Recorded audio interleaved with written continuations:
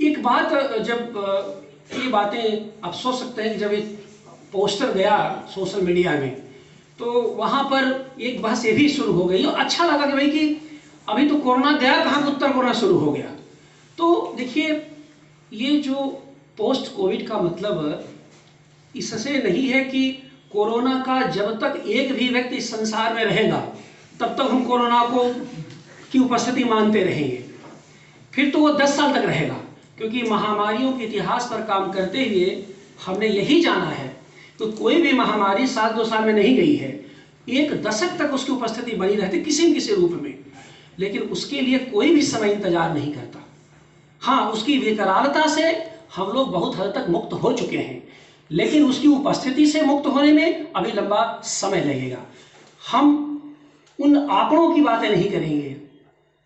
जो कि अस्पतालों के माध्यम से हमारे बीच आए, जो कि समाज में इतिहास में दर्ज आंकड़े हैं। असल में हमारे उत्तर कोरोना समय में कविता की भूमिका पर चर्चा करने का उद्देश्य है कि क्या कोरोना के समय और उसके बाद जो समय चल रहा है उससे जुड़ा हुआ, उसमें कोई हमारे भीतर हमारी संवेदना में कोई परिवर्तन लक्षित कर पाए हैं हम या नहीं। क्या उसने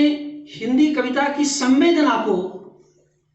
वैसे ही रखा जैसे उसके पहले थी, या उसमें थोड़ा बदलाव हुआ है, थोड़ा परिवर्तन करने की सामर्थ्य उसमें हो पाई है। मुझे लगता है कि जब ऐसा हम लोग सोचते हैं इसके बारे में एक बात है कि बाकी विद्वान वक्ता विस्तार से बताएंगे। इस समय की कविता यानी 2020 के बाद कह सकते हैं 2022, वो तो एक संक्रमण काल था कि इधर के पिछले 2-3 वर्षों की जो कविताएं लिखी हुई हैं उन कविताओं में आत्मनिर्भरता का तत्व कुछ अधिक दिखाई देता है। जिसे कहते हैं कि सेल्फ डिपेंडेंस की जो फीलिंग्स हैं,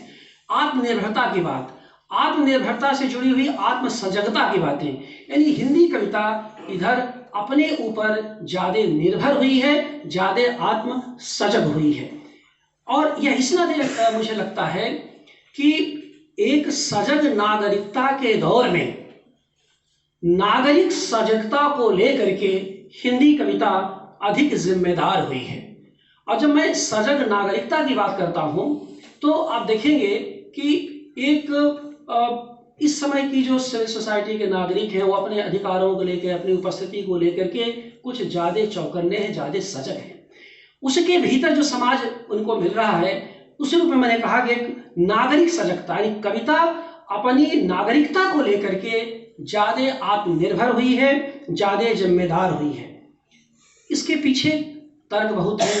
अरुण जी हैं, कमलेश जी हैं, प्रभात हैं, प्रभाकर जी हैं, ये लोग अपनी बातें करेंगे। इसके पीछे जो मैं बुनियादी बात सोचता हूँ उस आत्म सजगता को लेकर, आत्मनिर्भरता को लेकर के, वो ये है कि परिवेश से जितनी तेजी से इधर अपनी कविता जुड़ी है, हिंदी कविता जुड़ी है, और अन्य भाषाओं में भी, चूंकि हम लोगों को भारतीय भाषाओं के अन्य साहित्य का बहुत ज्ञान नहीं, लेकिन अंग्रेजी साहित्य को मैंने देखा है, चाहे अमेरिकन पोइट्री हो, चाहे यूरोपियन पोइट्री, अंग्रेजी साहित्य में जो कुछ इधर लिखा आया उसमें ही मैंने देखा कि वो जो अपने पास पड़ोस की जो स्थितियां हैं जितनी मुखरता से दर्ज की गई हैं उतनी मुखरता से इसके पहले ऐसी स्थिति नहीं थी। और शायद यही कारण है कि यह जो कविता है यह भविष्य की उम्मीद तो जगाती ही है, परंपरा से बहुत कुछ सीखती भी है। और जब परंपरा से सीखने का मतलब ये होता है कि जब आप सब कुछ से वंचित हो जाते हैं, सत्ता हाहाकारी हो जाती है, और हाहाकारी सत्ता के दायरे में जब वो सब बातें करते हैं तो आप दो स्थिति, एक तो आपको अपने जीवन विवेक से कभी भी समझौता नहीं करना है, एक तत्व तो आपके मन में ये आ जाता है। दूसरी बात है कि तमाम विकराल स्थितियों में भविष्य की उम्मीद नहीं छोड़नी है। और तीसरी बात है कि आपके पुरखों ने ऐसी स्थिति में अपनी भूमिका का निर्वाह कैसे किया, इसको लेकर के भी आप जागरूक हो जाते हैं। मैंने ये देखा, लक्षित किया कि सबसे ज्यादा जिस कह सकते हैं कि नागरिक सजगता की बातें, हिंदी कविता की नागरिक सजगता को लेकर के जो मैं इस बीच सोच रहा हूं उसमें ये लगा कि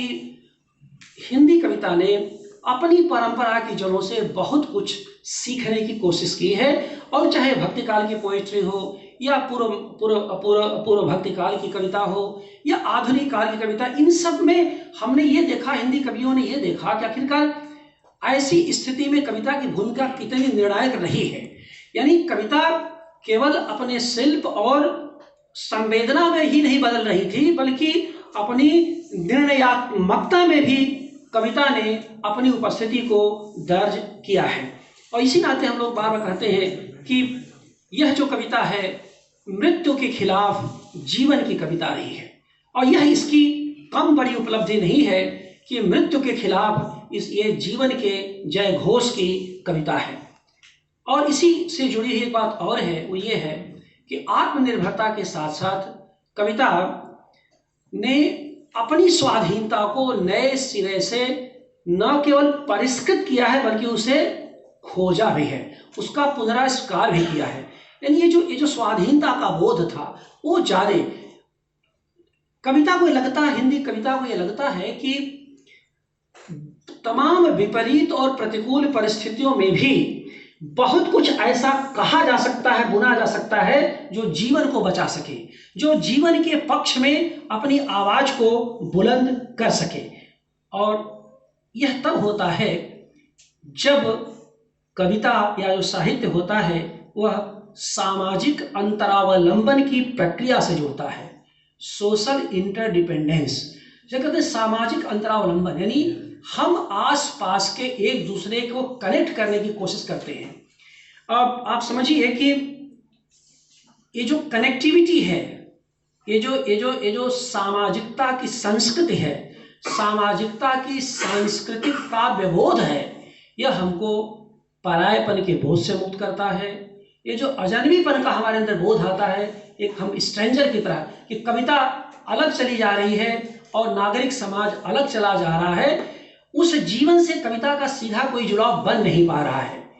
मुझे ये हमेशा लगता है, इस पर बहस होगी, ये तो बिल्कुल कह सकते हैं कि आरंभ है, कि मुझे ऐसा लगता है कि सामाजिक अंतरावलंबन जितना बढ़ा है इस बीच में, पिछले 2 वर्षों में हिंदी कविता के भीतर, उतना इसके पहले नहीं था। इसी नाते कविता ने अपने स्वर को भी ज्यादा मुखर किया है, और ये स्वर की जो मुखरता है, यही कविता को वह निर्णायक स्पेस दे रही है, यह आगे आने वाले दिनों में देगी, जिससे कि तमाम विपरीत स्थितियों में भी आगे आने वाला जो समाज है वह इसके बारे में हमेशा सोचता रहेगा। यही असल में कविता का मूल स्पंदन है, कविता का यही मूल स्वर है। ये कविता, इसमें 2 बातें हैं। यह कह सकते हैं कि हिंदी कविता की ये यथार्थ उपस्थिति भी है, और आप यह भी कह सकते हैं कि मेरे जैसे एक व्यक्ति की हिंदी कविता से अपेक्षा भी है। दोनों बातें हैं, यानी यह यथार्थ भी हो सकता है और यह अपेक्षा भी हो सकती है। लेकिन यथार्थ के दायरे में अगर हमारी अपेक्षा अनुकूल हुई, कुछ विशेष हो चुकी, और जैसा हमने चाहा उस दिशा में अगर और तेजी से साहित्य और हिंदी कविता बढ़ सके, तो मुझे लगता है कि हमारी संवेदना में और सघनता के साथ विस्तार होगा, जिसे कह सकते हैं, और बहुत दूर तक ये बातें जाएंगी। इस पर बहुत अवकाश नहीं है, आगे लोग कहेंगे, लेकिन हिंदी कविता का इतिहास तो कम से कम यही संकेत करता है। और मैं हिंदी कविता के इतिहास के दायरे में जब सोचता हूँ, तो मुझे लगता है कि एक समय है जो अब 2020 के बाद नई आहट दे रहा है, नए परिवर्तन का संकेत दे रहा है। और मुझे लगता है इसी के बीच कुछ बहुत ही महत्वपूर्ण काम किए जा रहे हैं या किए जाएंगे। आप सब आए हैं, अभी हमारे बीच डॉक्टर नीरज खरे, प्रोफेसर नीरज खरे आए हैं, डॉक्टर शैलेंद्र सिंह आए हैं। हम दोनों इन मित्रों का अभिवादन करते हैं, स्वागत करते हैं। बहुत बहुत धन्यवाद।